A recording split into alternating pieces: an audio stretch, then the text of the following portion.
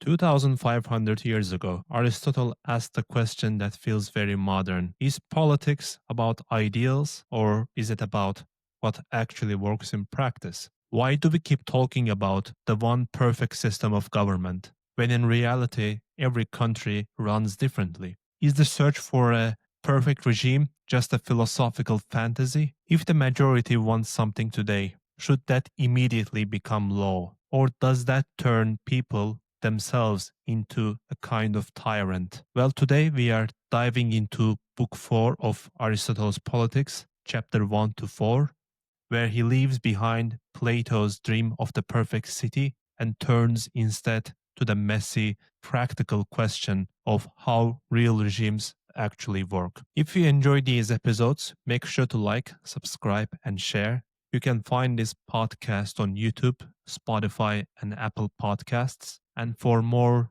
daily content, follow me on Instagram at philosophy.everyday. And don't forget to check out the earlier episodes in this series if you want the full picture of Aristotle's politics. In Book 4, Aristotle is pivoting from what is best in theory to what is best in practice. Aristotle observes that the most thinkers on regimes make mistake by studying or speculating about only the ideal regime, or they praise a single existing model like the Spartan regime, while disregarding the need to address the actual diverse regimes that exist. So one wonders whether he is criticizing his teacher Plato and then Plato's teacher Socrates for their overemphasis on the best regime in the book Republic, or whether this is just a comment on historical trends and obsession with one perfect grand theory for everything, for something as context dependent as politics. So politics is not physics or even economics which rely on the laws of supply and demand of goods and services, according to Aristotle. So politics is a little bit different. He argues that this leads to impractical advice and inability to assess existing regimes effectively or provide practical advice for rulers. This constant search for one possible utopia. Like other complete arts, medicine, physical training, sports, shipbuilding, the science or the art of the politics must study all aspects related to governance, not just a single ideal form. So, for example, you do not have one ideal, one single best training plan, or one ship model, or one perfect medicine for every circumstance, for every person. So, Aristotle says the same logic applies in the case of governance, in the case of politics, and in the case of social relations in general. So, Aristotle emphasizes that political science, study of regimes, must deal with what is attainable and practical, not just the ideal city. The philosopher's job isn't only to imagine utopias, but to think about constitutions that can actually work for real societies. So the political science or the study of governance isn't just about coming up with one perfect regime. It's about what kind of regime works the best in different circumstances for different societies. This leads to several questions, starting from the most common question to the most specific. What is the best regime? What is the best possible regime? What is the best possible regime for most cities? What is the best possible regime for most cities that is easiest to attain? So Aristotle criticizes thinkers like Plato for only getting stuck in the first part of these questions and speculating endlessly about only the first question. And at the end, coming up with something that is unattainable or hard to attain in practice. So Aristotle argues that the most thinkers get stuck in the first question, what is the best regime? And they speculate endlessly. But ideally, we should start from the most common, but then slightly go down to more specific. From best regime to best possible regime.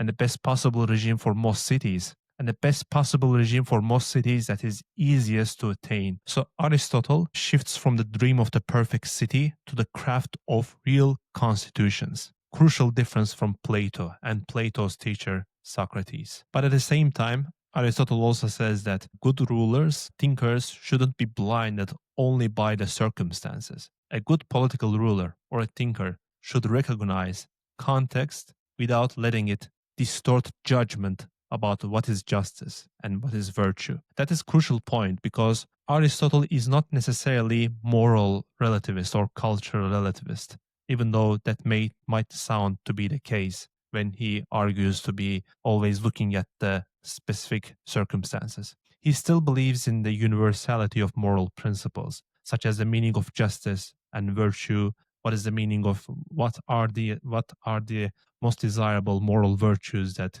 individuals should strive to achieve, and also communities. So he's not disregarding that part. He's saying that there should be balance with these universal principles and what can work in practice depending on circumstance for different societies. So that's a common point with Plato and Socrates because Plato and Socrates, for example, if you read The Republic by Plato, it's also about universal moral principles. What does justice mean in practice and what is a good governance? So he's in the same line of thinking. He's not a moral relativist or cultural relativist. He's just saying that don't forget to look at the circumstance and what is possible, attainable in given certain period of time. So according to Aristotle, a good political thinker must balance ideals with what is possible, to be in the middle ground, to be in the median. Sometimes you have to be pragmatic if your ideals are not attainable or is not accepted by others. And there might be millions of reasons why that might be the case.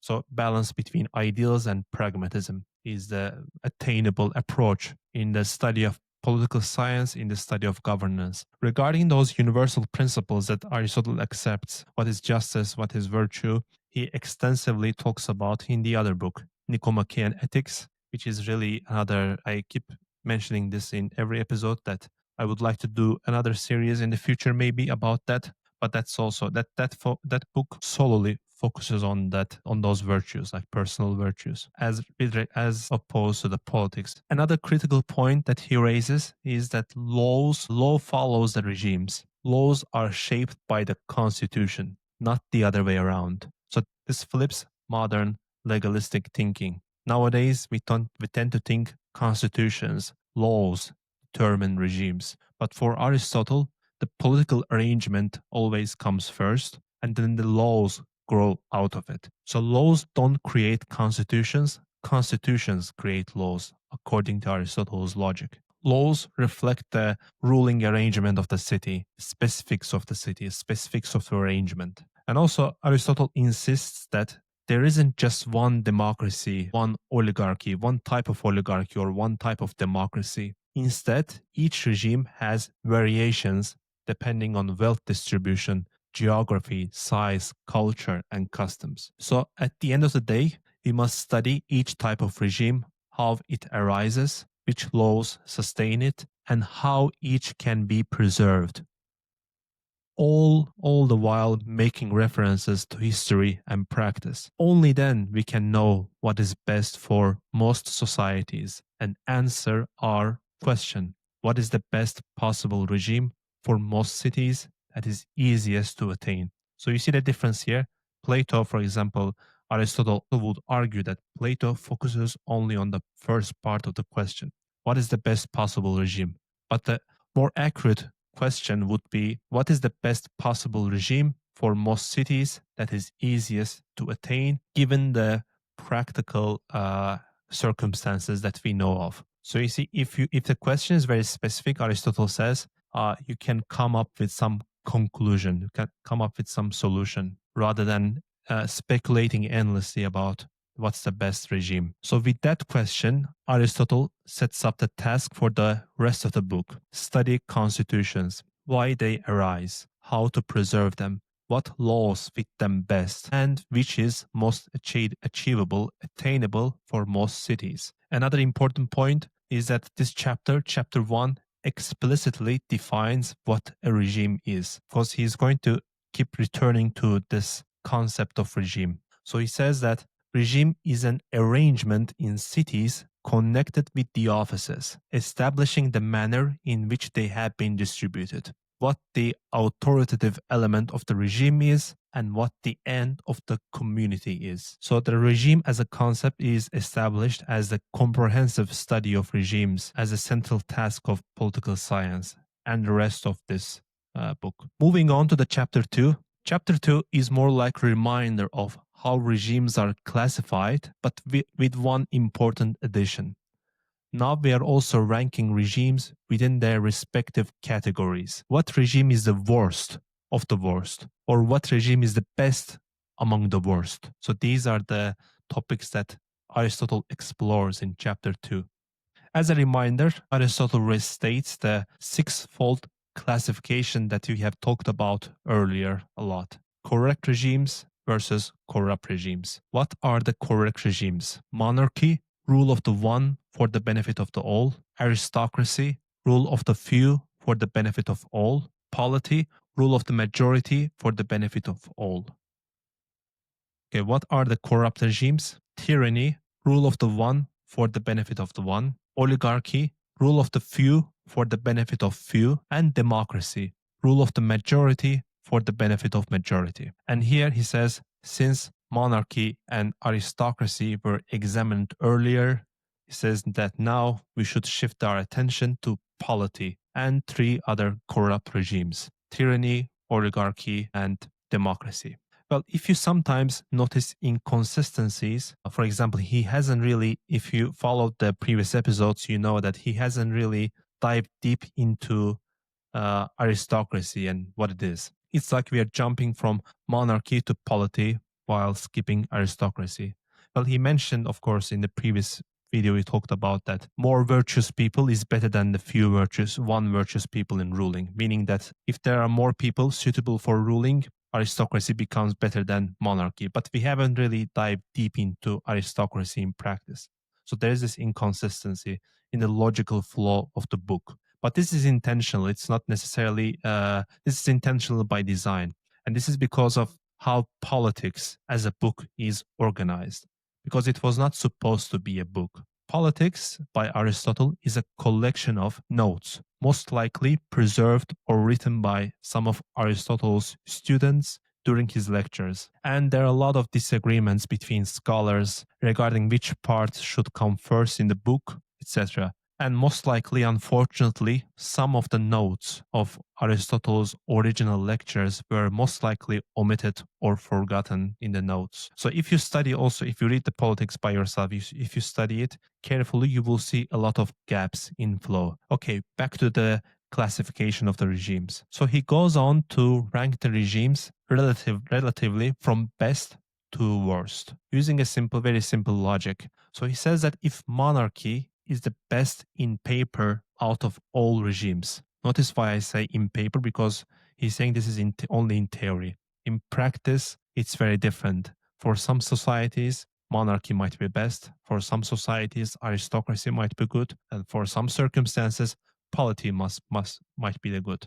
And they're all different. Yes, monarchy, in the way Aristotle posits, happens rarely, doesn't happen all the time, like one virtuous leader ruling for the benefit of the all. So he says that if monarchy is the best in paper out of all regimes, then its opposite, tyranny, it's deviant, must be the worst. So monarchy is the rule of one person for the benefit of the all. Tyranny is the rule of one person for the benefit of the one. So if monarchy is the best according to Aristotle, tyranny is the worst out of all possible regimes. So monarchy is the best regime, tyranny is the worst regime. Okay, moving on to the second. Same logic, if we apply to aristocracy, then we come up with the idea that aristocracy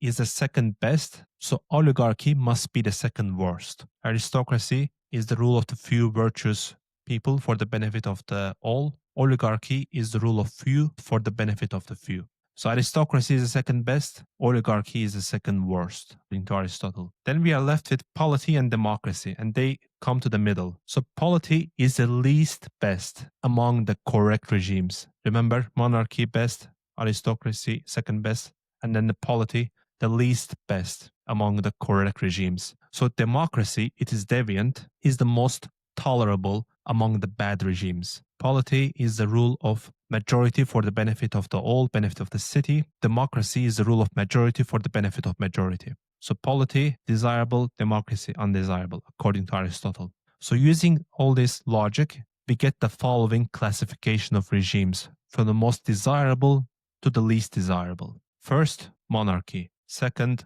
aristocracy. Third, polity. Fourth, democracy. Fifth, oligarchy. Sixth, tyranny. Monarchy is the most desirable, tyranny is the least desirable. And in the middle, you have aristocracy, polity, democracy, and oligarchy, all in theory. Important nuance that I mentioned before in previous episodes, but useful to repeat again, is that Aristotle doesn't always mean democracy in the modern sense. Remember that he lived in the 2500 years ago. His democracy, what he means by democracy is rule of the poor majority for their own advantage, most of the time without regard for the law or without regard for the minorities' rights. So don't confuse Aristotle's democracy with modern democracies. For him, it was poor ruling for themselves for their own benefit. Sometimes I think his idea of democracy is similar to what we mean today by communism or extreme socialism. And sometimes I believe what he means by polity is democracies of today that we know of, based on law, based on constitution. Finally, Aristotle admits that this ranking is theoretical. In real circumstances, a democracy might function better than an aristocracy or vice versa, depending on context. No regime is absolutely best in every situation, so circumstances can flip that order. A bad aristocracy might be worse than a moderate democracy, even though in paper he says that aristocracy is better than democracy. So politics is not math or physics. So best regime depends on circumstance. It is more of an art than a science. Then chapter 3 shifts to the discussion of diversity of regimes. Important question. Why there are different regimes after all? Why don't we have one single existing regime for all societies? Or one form of democracy, one form of aristocracy, one form of monarchy? What's up with all those different regimes? Democracy, monarchy, oligarchy, etc. in practice. Why? Why do we have them in the first place? So he lays out different reasons for this. First is that cities are diverse. Cities are composed of households, which are then composed of individuals. By the way, I talked about this already in my first episode, about how individuals join together to establish households, and then households join together to establish villages, and then villages become cities. So check out the first episode if these concepts seem a little bit hard to grasp at first. So cities are composed of households, which are then composed of individuals. Households differ in wealth: rich, poor, middle class. Among them, some are armed, some are unarmed. Some are more politically active, others not so, depending on circumstances and historical context. That was the first reason, diversity in cities. Second is occupational variety. Farmers, traders, laborers, young people, old people all bring different interests into the political mix. Another reason is that moral variety and different values. Citizens differ in virtue and education. Some people are well educated, others not so. Some people are more courageous and they like taking risks. Some people just mind their own business and that's it. So a city isn't one thing.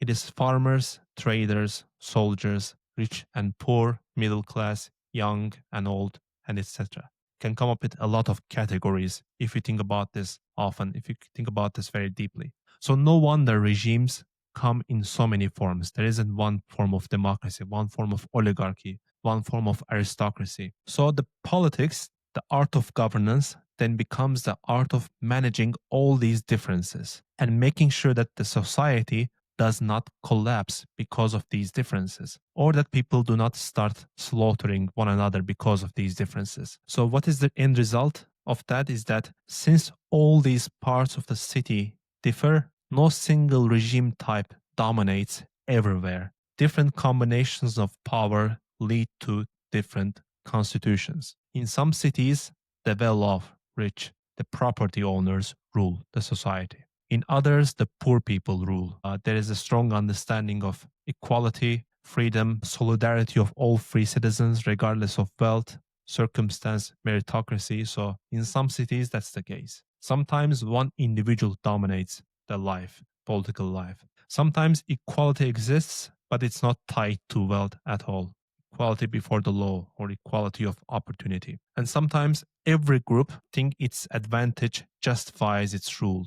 For example, rich might point to their wealth, their property accumulation, or they might say like they are more capable, they are more advanced because they were able to establish businesses, property because of the merit. And the poor might cling into the freedom and common humanity, solidarity. The virtuous people might point out to excellence, meritocracy, good morals. So every group might come up with different approach. I talked about this a lot in part 6 when I discussed about democracies and oligarchies. There I extensively talk about the different interests of the rich and poor as speculated by Aristotle, and how sometimes these groups mistake their own interests as a definition of justice. They think their interests are the same as the universal understanding of what justice should mean, and that ultimately results in a failure. So check out the part 6 uh, if you want to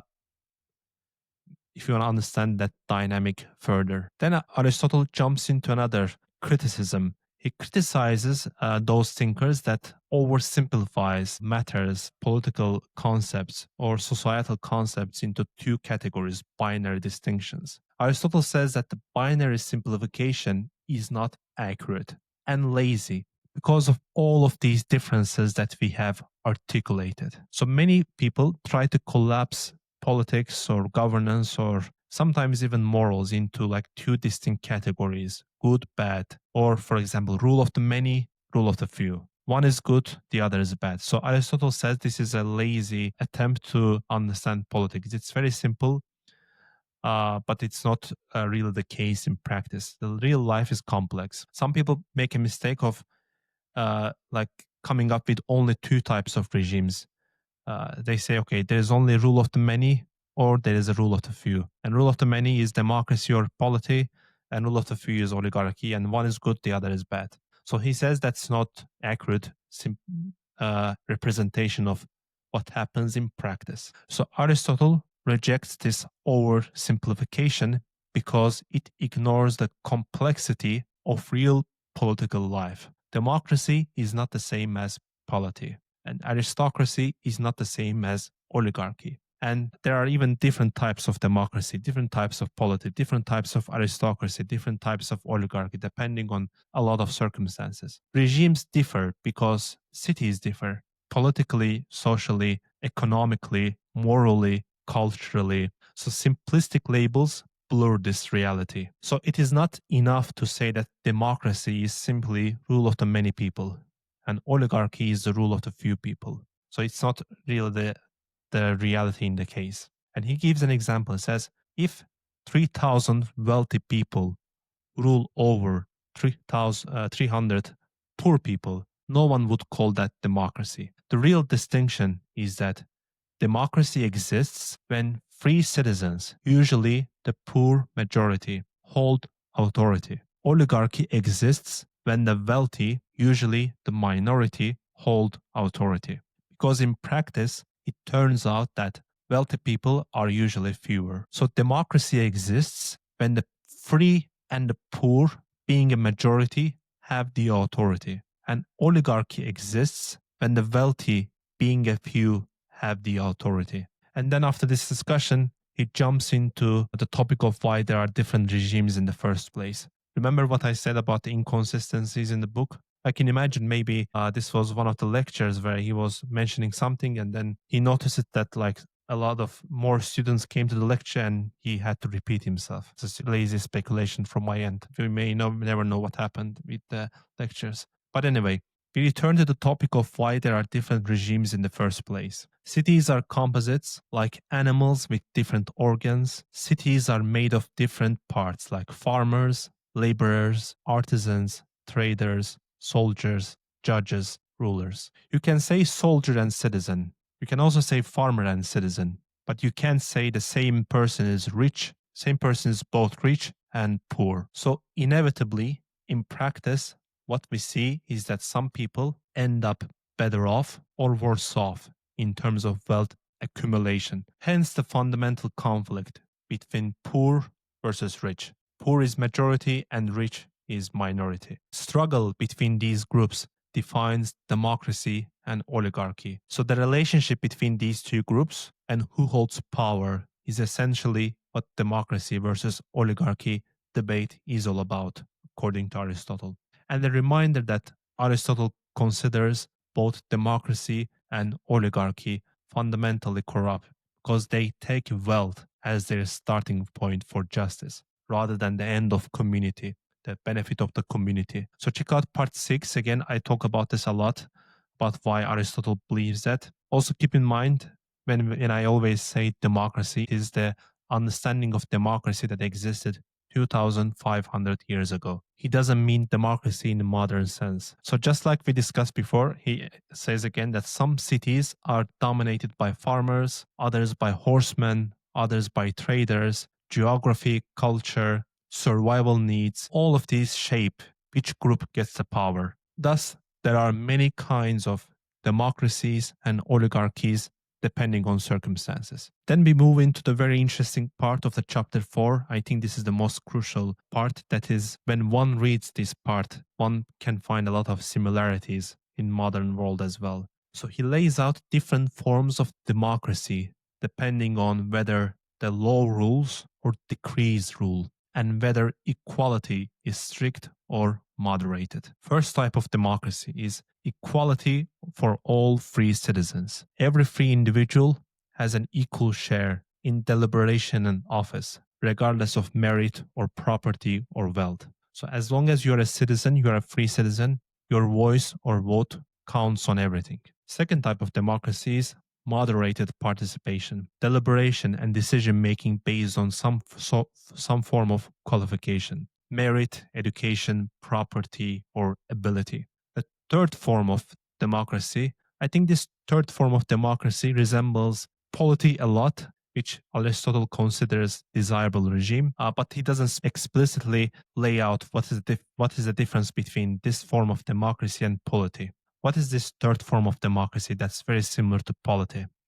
So this is law-based democracy. All citizens participate, but the law remains supreme. Rule of the law remains supreme. Leaders rule according to law. So that's why it almost resembles polity, which Aristotle considers the correct regime, but he doesn't lay out here the distinction between this law-based democracy and polity and why they are different. I think they are pretty much very similar so far based on what we discussed. So far, we talked about full equality democracy, moderated participation, law-based democracy, and then we move into the fourth part, which is Aristotle's target for criticism, and that's called decree-based democracy. So what is this decree-based democracy? This decree-based democracy resembles populism, and which Aristotle despises the most of all.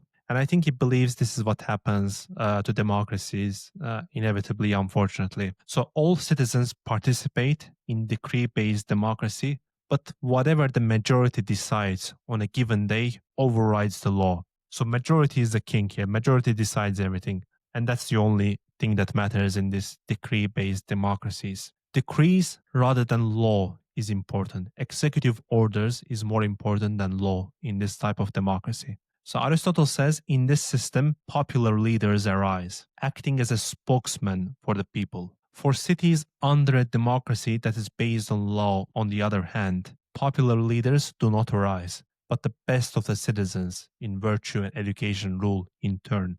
But where the laws have no authority, then the populist leaders will arise, according to Aristotle. So people become kind of monarch where they have authority not as individuals, but as a group. So many combine into one, and there is a popular leader that acts as a spokesperson for the people, and the leader flatters people to stay in power. So this group of people become like a master. They use notions such as freedom, democracy to do whatever the majority wants in any given day. by disregarding institutions and laws. They may change laws every day if that's what the majority decides. So institutions and laws lose meaning. Decrees and populist slogans like freedom, democracy, equality dominate. It's all done on the name of people. So Aristotle says that this resembles tyranny. So the many act as one master, ruled by passion. Because this one group, even though it has a lot of people, in theory, everyone participates, but they all have the same opinion. They all have this. They all share the same passion. They're ruled by passion, so it's like already like a one group ruling. So he says that resembles tyranny in practice because there is no diversity of thought, opinion, or anything. Aristotle even says that this type of democracy, where laws are overruled by the will of the people, isn't even a regime. He says it's kind of a mob rule resembling tyranny. So Aristotle says that people become like a single monarch. While ideally, according to Aristotle, laws should judge. As we discussed in the previous episode, part 8, laws should judge in all matters. But in particular cases where law cannot judge, then we can argue who has the authority. Whether it is one person that should have authority, that is monarchy, or few people, that is aristocracy, or majority, that's polity. So in correct regimes, according to Aristotle, laws rule, but laws cannot decide everything, yes? Sometimes particular scenarios demand the attention of one, few, or many people. And that's why we end up with monarchy, aristocracy, and polity, which Aristotle considers the correct regimes. So this type of democracy based on decrees, is vastly different because here whatever the majority wants is a law in the first place. So according to Aristotle, the difference between a healthy democracy, you may call it polity, and a corrupt one is whether law rules or passion rules. So he says a people without a law is just a king in disguise, many heads acting as one tyrant. Leaders flatter the people and the people flatter themselves, and there's no criticism. So Aristotle would say that if rulers rule by executive orders or by popular appeal rather than regard for the city's ends, laws, constitutions, then this becomes like a decree-based democracy. It also resembles social media democracy, yes? Trends decided by viral mobs resemble this decree-based democracy. What the crowd wants today becomes a law. Tomorrow it changes. Think about the Twitter mobs. When there's a hashtag that becomes popular, something goes viral because it grabs attention. In many ways, Aristotle is as if looking at 2025 when he describes the mob rule. And this part of the book, book 4, chapter 4, is Aristotle at his sharpest. He cuts through lazy definitions. Democracy isn't simply rule of the many. He's showing how law versus passion is a real dividing line between healthy and corrupt regimes. And he's also exposing how populism may hijack otherwise good notions of freedom and the people to build a soft tyranny. So overall, in these opening chapters of Book 4, Aristotle pivots from dreaming about the best regime in theory to grappling with the reality of politics on the ground. He reminds that regimes differ because cities differ in wealth, in class, in culture, in geography. He shows that democracy and oligarchy are not just many versus few, but a constant struggle between the poor and the rich over who holds power. And most importantly, he says that democracy without law is no democracy at all. That is Aristotle's challenge across the centuries. Politics is never just about ideals. It's about what works in practice, about how law and justice can hold together the passions of the people and the ambitions of the wealthy. Thanks for listening. If you enjoyed this episode, make sure to like, subscribe, and share. You can also find this podcast on Spotify and Apple Podcasts. Just search for Philosophy Every Day. And for more daily content, follow me on Instagram, philosophy.everyday. And don't forget to check out the earlier episodes in this series if you want the full picture of Aristotle's politics. Bye bye.